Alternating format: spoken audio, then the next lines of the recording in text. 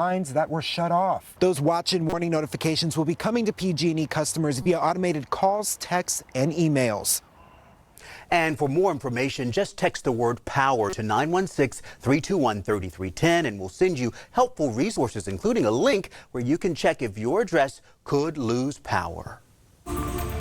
Meanwhile, we are following new developments tonight as a third night of nationwide protests continues after a grand jury opted not to indict 3 Louisville police officers in the death of Breonna Taylor. ABC 10's Giacomo Luca has been following tonight's protests in downtown Sacramento. Still a very active scene, it seems there. Giacomo, bring us up to speed there in Southside Park.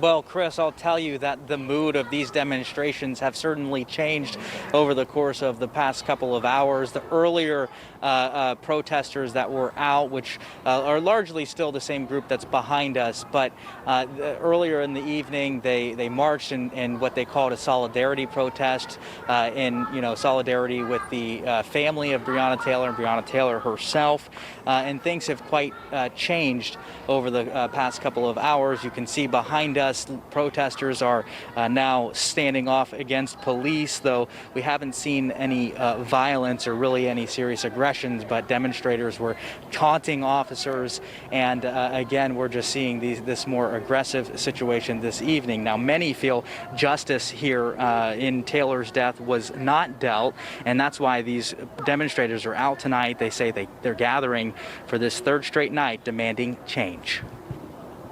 Nearly 100 people took to the streets of Sacramento calling for an end to police brutality and equity for African Americans. They chanted Breonna Taylor's name, held signs, and shouted anti-police sentiments. Here's why this Sacramento high school teacher joined tonight's protest. I'm tired of the cycle of grief and fear, and it's becoming overwhelming when it's layered by the pandemic. And so I feel trapped in my own skin because I'm a target just for existing. And we need every human to stand up, step up, and notice that we need a serious change. The event was organized by several local activist groups like Justice Unites Individuals and Communities Everywhere, or JUICE, Impact, and NorCal Resist. They asked for action like financial support and followers on social media.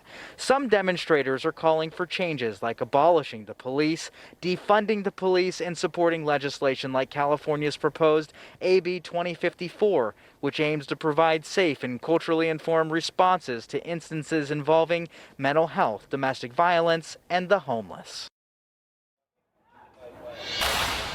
Now back out here live at the corner of T and 8th Street in downtown Sacramento, you can see that demonstrators are now beginning to move. They're moving towards officers. This is something that we're starting to see. And officers are stepping aside now. This is not something that we have seen this evening. Officers now letting these demonstrators move forward. We're going to continue following this evening. We'll have more on our digital platforms. Back to you. Our Giacomo Luca reporting live for us tonight in downtown Sacramento. As you can see there, a large crowd still gathered, making their voices heard. We'll check back in throughout the show as things merit. Meanwhile, Breonna Taylor's family broke their silence for the first time today since the grand jury's decision. They say they will not stop fighting for justice and change. You didn't just rob me of my family, you robbed the world of a queen. A Kentucky state representative was among the more than 24 people arrested during last night's protests. And we are also following developing news in Natomas. Sacramento police are